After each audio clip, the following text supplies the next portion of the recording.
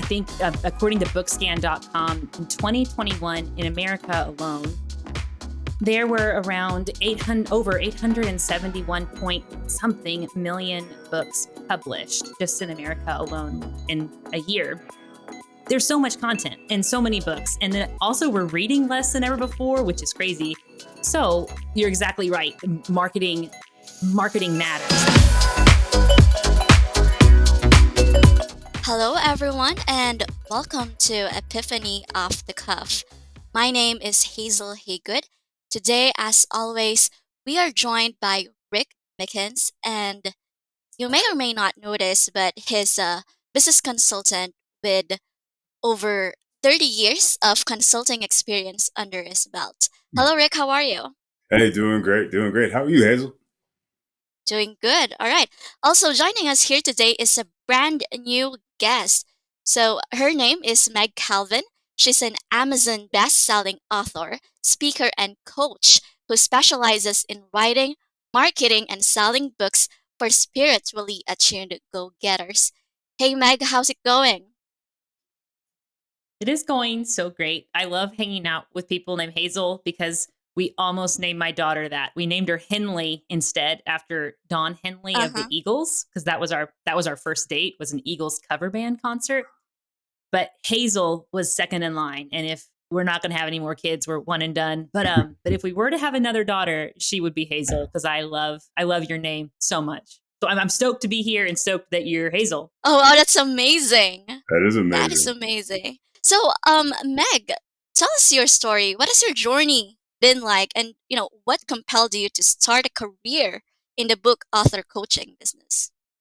I love this question. I started my first 15 years professionally was spent in the nonprofit world, and I built nonprofit children's programs. And I went to seminary, so I studied theology and pastoral care. I also had a love to study the brain and how to write curriculum. How do we best retain information? How do we best express ourselves? So I love studying those things. And my first book was picked up in 2017. That opened the door for me to start coaching and going to conferences and speaking. I was coaching ministers at the time to prevent spiritual burnout and compassion fatigue. In that experience, I began to notice that there were a lot of religious indoctrinations that were holding a lot of people back. Some religious indoctrinations around ambition and self-care being bad and dirty, around their talent. They had lots of limiting beliefs around their talent, around pleasure, around joy. So that led to my second book, which was a satirical self-help book that helps recovering people pleasers to take back the power over their life by tapping into the power of the divine. I love it. So that second book, again, like it always does, we do a project, we birth it, and then it expands our network. So my network expanded, and I began hearing from lots of people that had amazingly positive and helpful book ideas, but they had these religious indoctrinations or limiting beliefs around marketing being selfish and egotistical and slimy, around they don't have enough time to write a book. So it started breaking my heart. It kept me up at night that the most healing and positive books in the world might never be written because they're sitting inside someone who's limiting beliefs about their time, their talent, their target audience, around pleasure, around marketing, around making a lot of money and receiving it. These books won't ever exist because the people who need to write them have too many limiting beliefs. So I began coaching marketing and began coaching writing, marketing, selling helpful, positive, effective books. And I left the church world in 2018 and then worked for a Christian organization on online Christian coaching online Christian course creators. I coached them in marketing for 2 years. Started my side business 2 years ago, went full time in August, and I've had the joy of serving 27 clients in building their brand as a coach or an author, and writing, marketing, and selling their book to bestseller status on Amazon. So it's been a wild ride, and I've loved it. I've beyond loved it. Wow. That's very amazing. interesting. So what did you do to reconcile those two beliefs, one wanting to share your book idea, your knowledge with others, and the other side of it, which is, as you mentioned earlier, the marketing side of it. How did you open up their minds and, give themselves permission Mm. to share that information I really wanna spread out? Whether one is spiritual or not, and all of my clients, they're from all over the board. I coach C-level executive consultants and a boudoir photographer. I have counselors and pastors, but they're all, I have some who practice Buddhism, some that are fire and brimstone Christians, Baptist.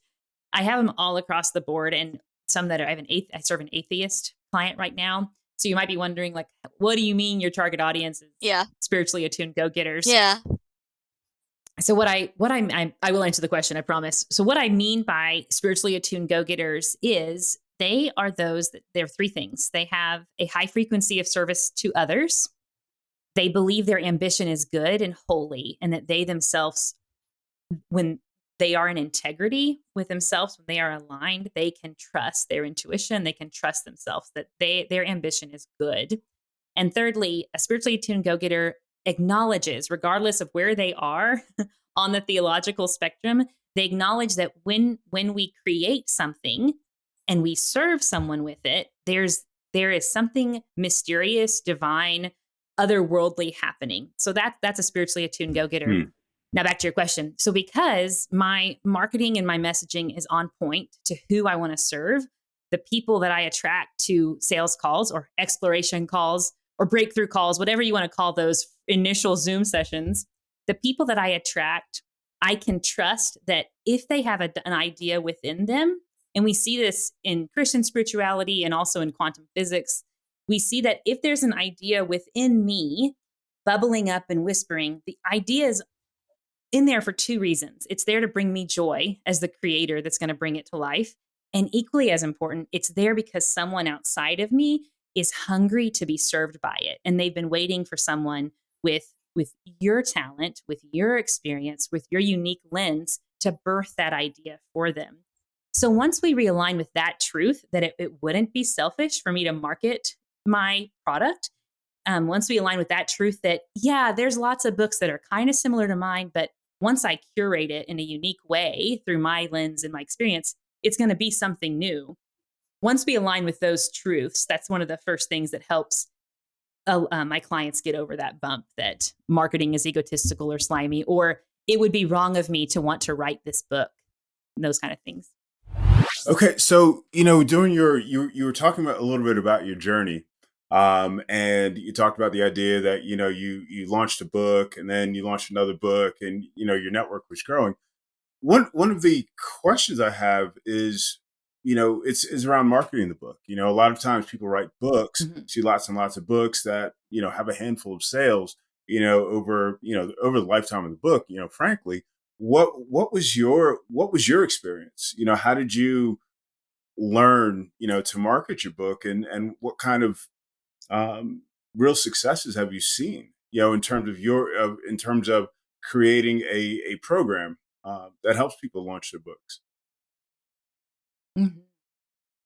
Yes, that is the funny thing is when my first book got picked up, the publishing company said basically what you said, which was, this is great. I submitted it to 8 publishers. This is, again, it's 2017, March, it got picked up. I submitted to 8 publishers and 2 wanted it. So 6 said no, thank you. Mm-hmm. And then when it got picked up, the publishing company, Stock, they out of Oregon, they said, this is great that you got published, but can you market it? Which is so true, because I think according to bookscan.com, in 2021 in America alone, there were around over 871 point something million books published just in America alone in a year. And it's so stupid easy to self-publish with Amazon, especially if you're willing to pay for help that Amazon offers. Mm-hmm. There's so much content and so many books. And then also we're reading less than ever before, which is crazy. So you're exactly right. Marketing matters. And that was also the heartbreaking part to me when I mastered organic social media marketing. which is no ads, which is learning 12 to 16 types of organic social media marketing posts that you can do on any platform, TikTok, Instagram, Facebook, whatever the next big thing is going to be a year from now that we're all going to be trying to learn. Once I mastered those, and I was super blessed and fortunate. My best friend from childhood is a business and marketing coach himself. So we had when I first got my first book got picked up, and I was taking online courses, and I was trying to figure out how to become an expert at organic social media marketing. He reached out and said, "Let's swap services. Can you teach me to write a book? I want to write a book as a business coach. And in exchange, I'll make you a master of organic social media marketing." And that's exactly what happened. We wrote his book, got it to bestseller on Amazon. Then he made me a master at organic social media marketing. So when I work with clients, regardless of if they're a full-time coach, which some of my clients are, or they have day jobs, but they want to write on the side, which some of my clients are that, we help them build a whole brand, a personal brand online. So we start with creating an offer that is for figuring out their ideal person, their ideal target audience, their ideal client. We craft an offer. We build their houses, an offer that converts to sales. We build their houses. And what I mean by that is people are going to, as you guys probably know, your consumers, your clients, your leads, they're going to hang out in different houses that you have. They're going to hang out probably not as much on your website, but it needs to be there, digital business card that it is.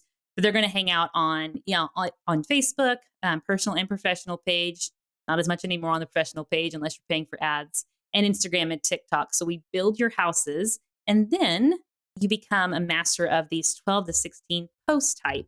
So you keep the lettuce fresh in your marketing, and it doesn't feel like marketing. It feels like cultivating a conversation. It feels like building a human relationship with your clients or your audience members. And is that all? Is that all? Oh, and then we of course do pre-launch marketing for the book, which includes a 3-month process. It includes us building a street and promo team, and then having an early bird list for email marketing on that front, so that on Amazon we of course get all that momentum on drop day. And as some of your listeners might know, there's the secret sauce to getting there's lots of secret sauce to getting bestseller status on Amazon, but one of the secret sauce ingredients is that momentum on drop day. So that is the process in a nutshell. And I always tell my clients, if I'm doing my job right, if I'm serving you right, 10 years from now, you will be a better author, and you'll have a super established, sustainable brand as an author because of your time with me. Because the breakthroughs that we had, the habits you developed, all of those things changed the game for you. That marketing became enjoyable. Even if you have a VA, marketing is still enjoyable for you. Or you got a VA because you made enough off your book, off your business to hire a VA. But it's a long-term change in the brand building and the book writing that I partner with authors to establish. Wow. So many questions are just running through my head. So much stuff. So much. Exactly. I listened to a couple of your testimonials on your website, and they were, obviously phenomenal. And listening to you here now, I'm hearing, you're talking about coaching, and I'm hearing you talk about, overcoming, limiting beliefs and that sort of thing. And can you talk a little bit more about that? Limiting beliefs. Well, you're coaching in general. We might say, okay, you're a marketing coach or you're a book coach, but it sounds like you're doing more life coaching, or you talk about developing people's personal brands. Yes, you are exactly right. I'm an odd beast in the game. I like to say I bring the energy of a shaman mixed with Adam Sandler to my coaching sessions.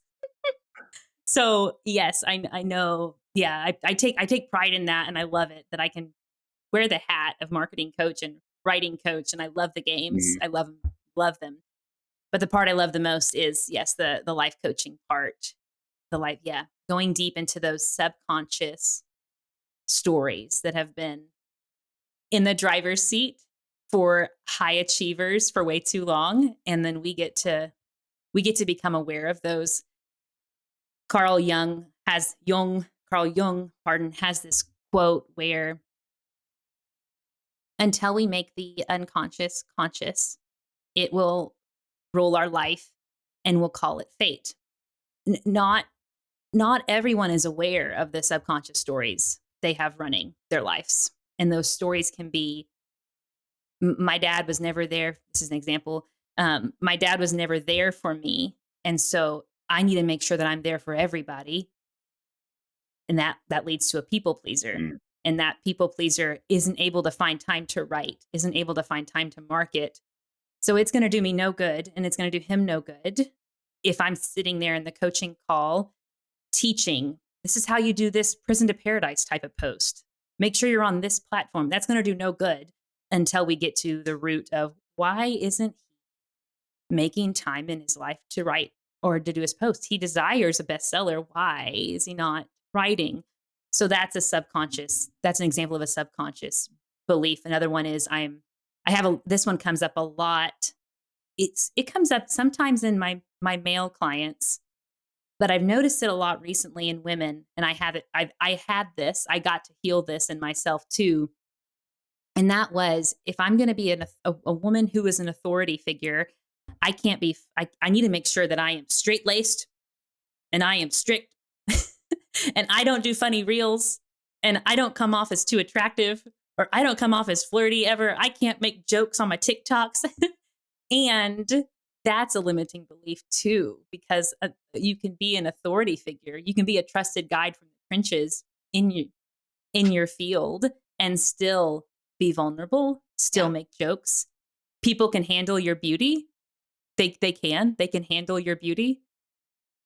And so that's a big block for lots of, I've noticed in female content creators, and that frequency of not showing up authentically on your brand, that people are going to feel that frequency through your organic social media marketing, and they're not going to trust or respect you. Something's off with that person. Yeah, they're not honoring that which wants to come through them as a writer, that which wants to come through them as a coach, that which wants to come through them as a small business owner. They're not in alignment. So that's another limiting belief that comes up a lot. I've been hearing about this term called imposter syndrome. And from my understanding, it basically means having this belief that you're posing as someone else, especially when you're placed in an advisor position, such as writing a book. So what do you think is the cause of this, and how can you overcome this syndrome? I need to think deep like that, just like. Did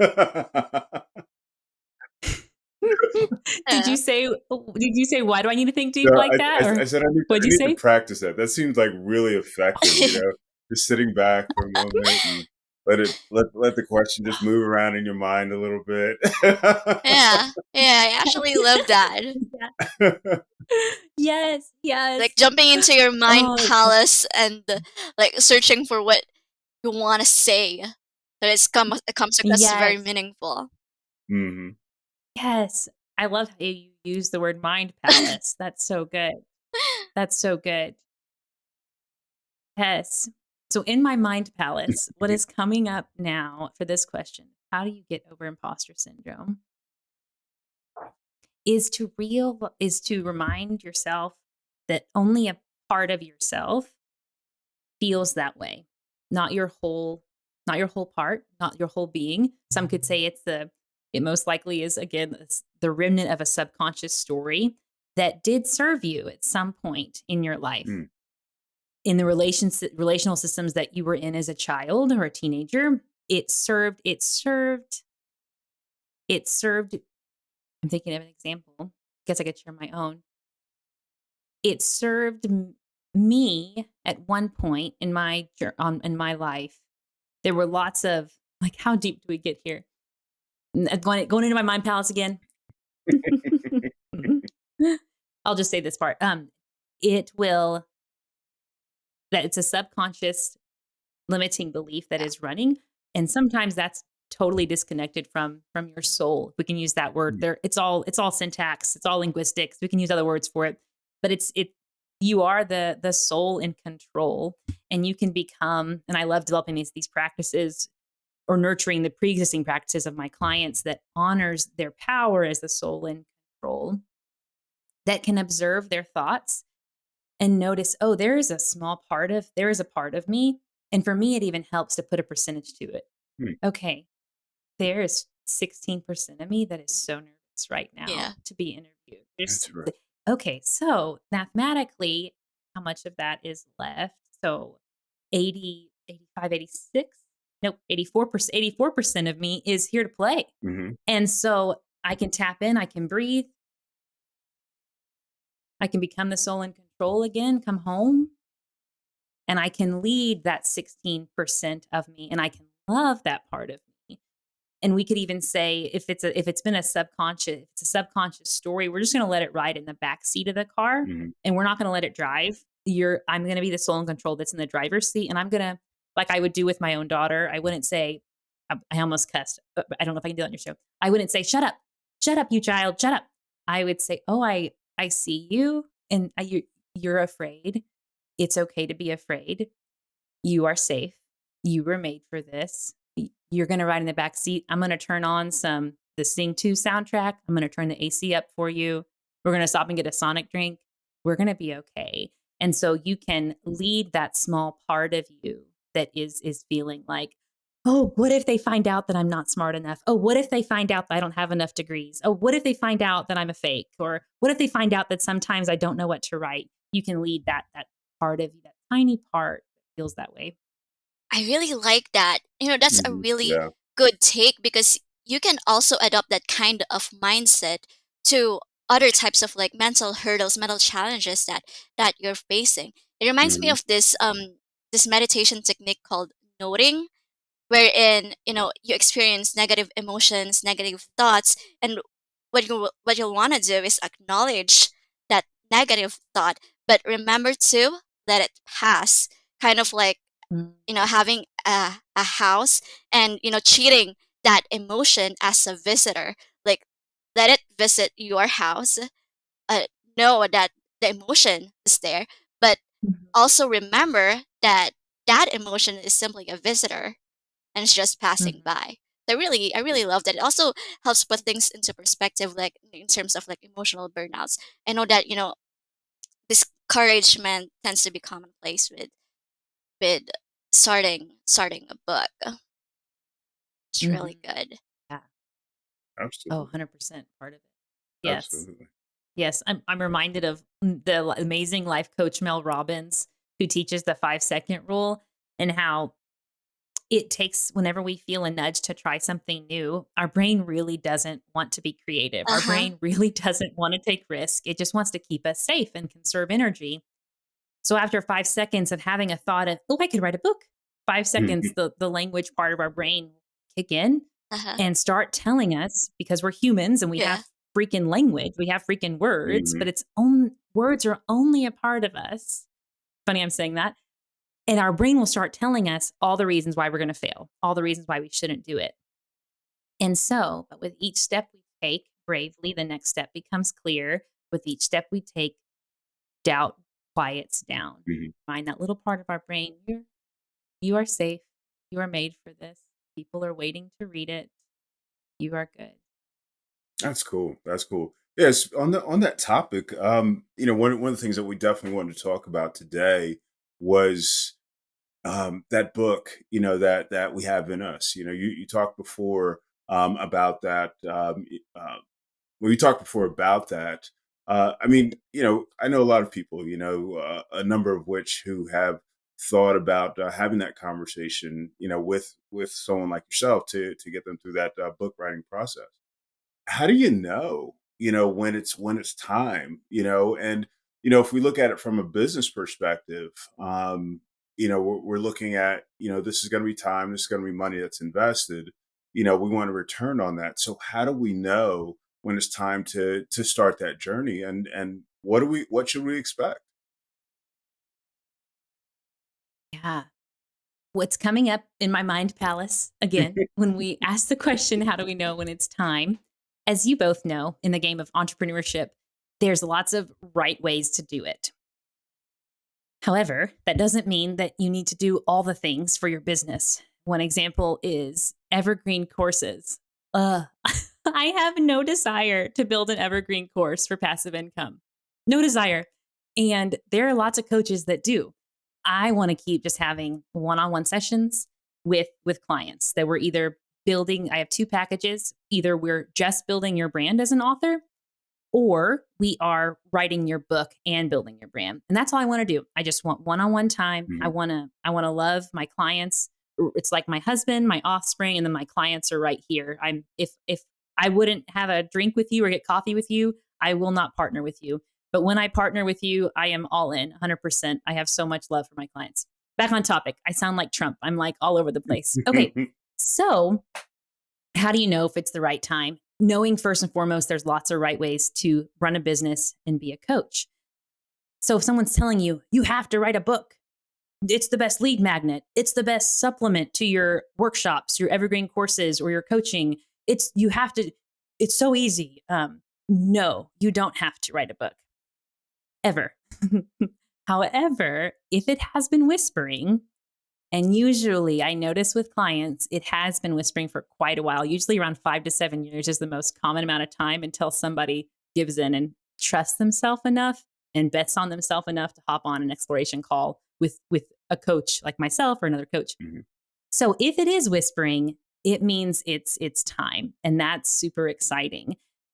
And the first step to take to write it, actually, hold up, before I say the first step to take, I will say the number one value. If you feel like for your business and for your heart, like it's time, then the value that does make right now a special time to birth a book, whether it is self-publishing with KDP on Amazon or working with a publisher, the value that's unique right now is that we are in content up to our ears. Seriously, any fact I can look up on my phone on the toilet. I wouldn't do that. I think that's gross, but I could seriously find anything out on Wikipedia on my phone anywhere. So I don't necessarily want to pay for information. But what we're noticing is as we shift from the age of information, content overload, into this new age of the age of intuition, the modern day currency is also shifting.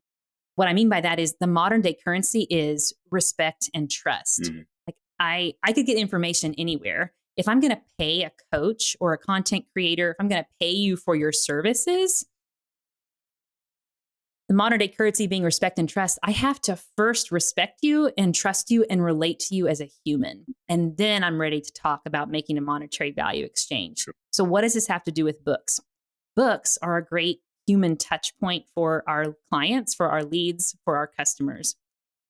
They will take your book, as I do with the books, and even if they're not bookworms, if they love your YouTube channel and you have a book, holy moly, they're going to buy that book. They're going to put it in their shotgun seat in their car. They're going to put it on their coffee table. They're going to put it on their nightstand. And that they want you to be a part of their lives as a trusted guide from the trenches. And every time they see that book, it's a nice little touch point with Mhm. you. It gives you a relationship with a lead or a customer, a relationship that lives outside of the internet. That it's that human connection in our very noisy digital world. So that is the value of doing it now.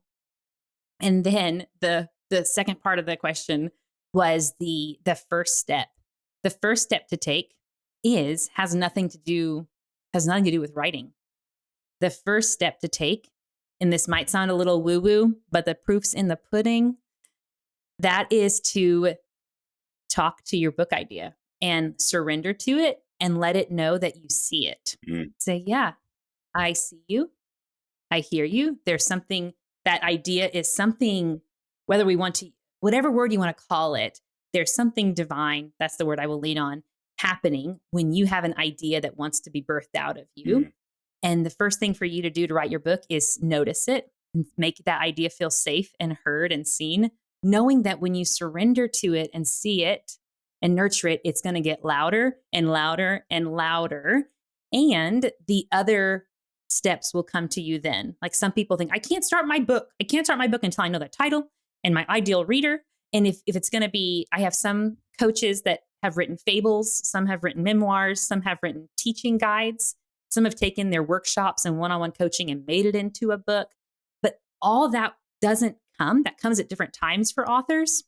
The ideal reader, the style, the title, that comes at different times for every author, but it won't come until the writer who's feeling the nudge says to the idea, I see you, I nurture you, please talk louder, speak up, and make a decision. I am writing this book. That's the very first step to take. Is it That's a beautiful. responsibility? Like, I hear people use that phrase. I've got a story to tell, or I've got a book in me. Do you feel like it's a human responsibility to maybe put that on paper, or get that out of you? So I feel it's a human responsibility. Yeah, we were most fully alive when we're creating as humans. Even those people on YouTube that are on a beach and they're like, I only work 4 hours out of the year, man. Even even those content creators, I bet they miss creating things, lazing on the beach, because we're made to rest, but we're also made to create.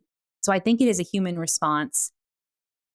And being honest with yourself, do I want to, and like I said, because I spent so much time on my messaging and marketing, I only attract people to partner with that do have a high frequency of service to others.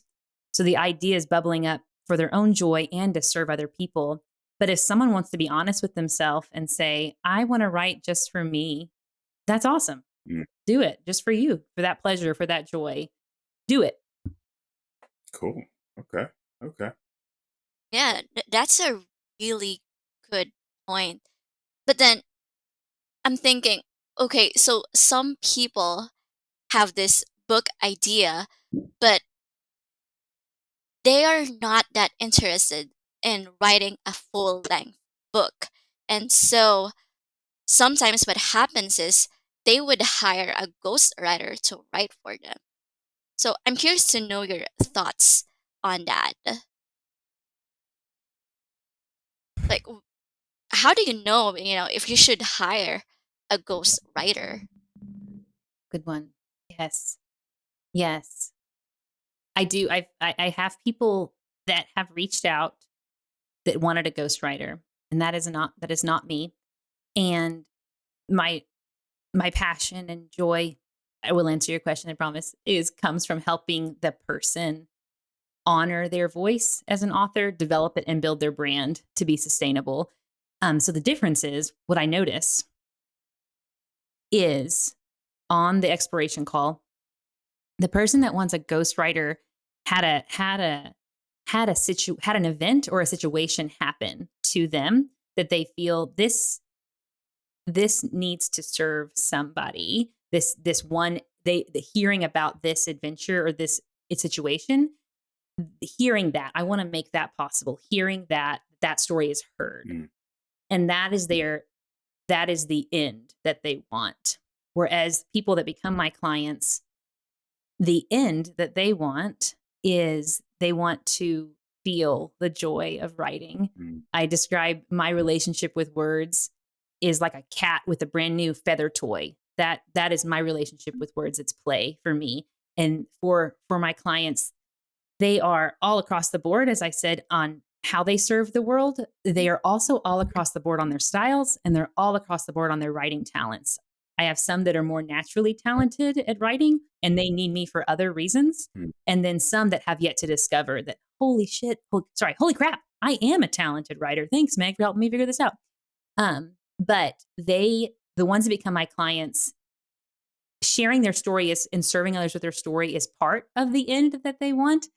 And the book birthing is not just a means to that end. They want the experience Mm, Yeah. of, oh, I just got chills when I said that. They want to write, mm, and they want to make money to write, and they want to build a brand so they have a growing audience. So that's the difference that I can hear it on an exploration call. mm. Um, and once I get clear that they want a ghostwriter, and yeah, I could do that. I have the talent to do that, but it sounds life sucking to me. And I'm learning in the game of entrepreneurship that my energy matters a lot to my clients, and I need to be very protective of it. And one way I protect my emotional, intellectual energy is I don't do things if it's going to suck the life out of me. So, yeah, period. That's very, very wise. Very, very wise. Totally. Yeah. I was thinking about the we had a guest a few episodes ago, Joe Yazbek, leadership development coach and author and all that good stuff. And we had talked a little bit about personal branding. And what I'm hearing, or what I suspect I'm hearing from you is, while you're helping people develop their brand, sounds as though it's almost reflective to say that you're working with someone, you're hearing them, you're jiving with them or whatever, and you're helping them to see themselves. I mean, tell us a little bit about. I mean, I don't know if that's accurate or not, but tell us about how that works. I mean, what that looks like. If I were to say, "Hey, I'm broken. Can you help? Can you help me figure out who I am?" Or whatever, however that conversation goes. I mean, what is that like? Is that different than limiting the beliefs I would, if someone feels broken? I think that there's limiting beliefs. Yes, no, it's not. There are limiting beliefs in there, and I would guess that they do come from an earlier time, as you mentioned before. But I think there's also potential in there. Things that people Mhm. perhaps didn't know existed within themselves. Have you ever seen a labyrinth? Sure. Labyrinth that looks like a prayer maze that in the Catholic Church. Do I have one? It's in my bedroom, but I think of these. I think of the metaphor of the labyrinth, and they've been around. It's like 4 or 5 BC. Started in Crete, and they're these circular mazes. One of the most famous ones that I've been to is in the Chartres, a cathedral in France, and there are these prayer mazes. But when they first came about, it was Greek mythology that they would confuse demons and imps and all these scary things. They would confuse them, and they'd get stuck in the middle of the labyrinth. Hmm. And then later on, monks would use it. They would do a divine dance all the way around the circular maze, and they'd get to the middle, and they'd experience divine ecstasy, divine epiphany. Hmm. And then some monks, when I visited the one in France, at the Chartres, they would crawl the prayer maze. Why am I telling you this? Because I believe, and I've noticed in myself as a lover of words and a communicator, and also my clients, that just like these labyrinths, that it's the deep, deep center where there was divine communication happening, but there was also scary stuff. There were demons and imps being trapped and confused.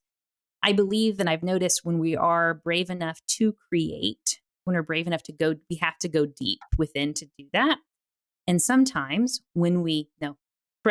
all the time, when we are brave enough to go deep within to create, to birth a book, it is in that depth of us that we find layers of wounds that we either have purposely repressed or have forgotten about to survive. And every single client of mine, they birth a book and they birth a breakthrough. Hmm. They either leave an unhealthy marriage, they either make that move they've been putting off for 7 years, they ask for that promotion finally, they leave the unhealthy job, they have the sweaty palm conversation with their father-in-law, whatever it is, because it is when we go deep enough to create, to birth a book, we find confidence, and we heal stuff. And in listening, Julia Cameron talks about, love her in the artist way, that when we write, we are tapping into our desires, and we are more intuitive than ever. We're listening to ourselves, and we might hear things we've been ignoring. And in writing, it gives us confidence, it's strength. It opens that door of that labyrinth for all that, those layers of a wound that needed to come out, comes out. Mm. So it naturally happens in the process. Mm-hmm. Breakthroughs happen. And also, I get to be intuitive and direct and curious. I don't try to fix my clients. Mm-hmm. That's not my role at all. I don't work in the church anymore, so no longer a Messiah complex. Ba-doom ching. So I'm not there to fix any of my clients. I'm there to get curious with them, Mm-hmm. and above all else, understand them. And in that understanding, discovering blind spots, Mm-hmm. potential blind spots, discovering limiting Mm-hmm. beliefs, calling them out kindly with love, Mm-hmm. asking them questions no one has ever asked them, Mm-hmm. being direct with them in a way that no one ever has had the bravery to do, and also helping them to be more and stronger than they could have been on their own. But everything they need is within them. I'm just there to listen and hold space from a place of curiosity and love. And sure, I know the games of marketing and writing, but the good stuff happens the most powerful things happen in everything I just said. Yeah, absolutely. Did that answer the question? It did. It was a great Okay. answer. Thank you. Okay, Yeah. cool. Yeah. Cool. You're welcome. Yeah. From what I understand is that ultimately you help them achieve clarity. Is that correct? Mm, yeah. Awesome. Yeah. That's Totally. beautiful. 100%. 100%. Yes. Yeah, Yes, yes, I yes. hear people. It's um, perhaps some of the listeners, they're thinking about, um, just getting coaching. Just getting very very personal with what you described. What do you think would give people what words of encouragement can you offer people to say, hey, you know what, you can be more, or what would you say to someone? Look, the sound got quiet. I apologize. So I think I heard you say, what could I say to encourage them if they are To step off wanting and to? to step off and start a coaching program. Mm, yeah, definitely. Definitely. Yes. Man, working with my own coaches has been worth 20 years of therapy. And I've had lots of therapy in my life, and it's collapsed so much time and saved me so much energy and so much misery. Mm, And if I'm doing my job right, that's what I'm doing for my clients. So if someone if someone is having a book whisper, they they would feel they want the joy of writing it, and they also want the joy of serving someone else with it. mhm, And that is, I would encourage them to say that's enough. mm, That's enough right there, trusting that once you surrender to that, to be a broken record, the other steps will come, the directions will come. And if you are thinking after you've surrendered and made a decision, I'm going to do this, you might also be thinking, what about, I still want to be a good parent. I want to be mm, present for my kids, or I really love my wife and I actually want to be with her. I can't quit my day job. Or if you are especially if you're an entrepreneur, how am I going to balance this? mm, Um, we have ways that I work with my clients to help you balance all the things and hold you accountable in finishing. Usually what we do is to give listeners a picture is, if you're picturing a 200-page book, which for a nonfiction book or a teachable book, that's on the longer end. And if that's what wants to come through you, we'll honor you. But so we're looking at, for 6 months, we have a 7-month container. The last month is on making you a master of marketing, really honing in on that. The 6-month container is, can you show up 2 hours a week and write? mm, Period. If you can, you got 2,000 words a week, because we also create a template together for your book. So when you show up to write, you don't have to think, oh God, what am I going to write? Oh mm, God, I shouldn't be writing. Oh, I'm not as good as that author. There's no time for that, because you have a template and you get on a Zoom with me an hour a week, and I'm going to check in. I see you made 2,000 words this week. You're on schedule. Awesome. And so, if someone is worrying, how do I do this and still be a good parent, a good spouse, and have a day job? We make routines and a template and a whole guideline for my clients to make that happen. And in that container, the good stuff, the clarity around the title, the clarity around the style, the weird shape, the clarity of your ideal audience, all of that comes once I've shown up and done my job for you, which is to hold that space, to put up that riverbank so the water of inspiration can flow in it. Nice. Very nice. Very nice. Cool.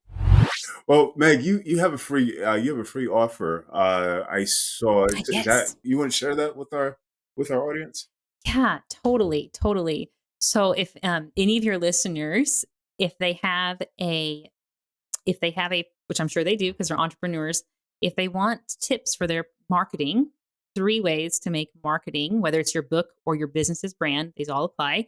3 ways to make marketing more fun and less frustrating. There's a 20-minute free training video that I love to share. So if you go to megcalvin.com, it's right there. You just click it and it ends up in your inbox. And in integrity, I will say that does add you to an email list. However, my forte is not email marketing. My forte is organic social media marketing. So I say that to say you will get some good stuff very occasionally from me in your inbox. And so that wanted to be forthright that getting that free training does put you on an email list, and it won't be junk mail. And I rarely send you any information over email. So very rarely will you hear from me in your inbox, but you will get that training.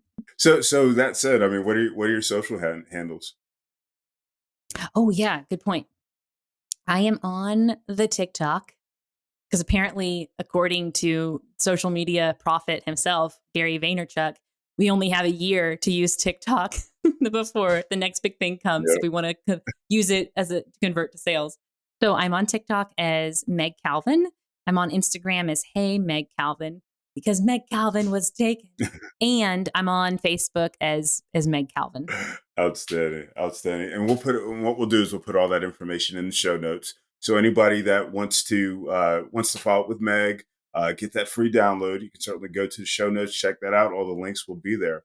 Thank you guys for watching another episode of Epiphany Off the Cuff. Meg, thank you. You're just a wonderful, fantastic guest. If anyone needs to reach out to us, you can see us on our social handles. We're at Epiphany all over the place. We're at Off the Cuff all over the place. So we'll see you next time. Thanks so much. Thank you. Thanks for watching another episode of Epiphany Off the Cuff. Please make sure to subscribe and hit the notification bell so you know when the next episode is going to drop. And don't forget, we're on podcasts as well, so you can catch us on your favorite podcasting platform. We look forward to seeing you on the next episode of Epiphany Off the Cuff.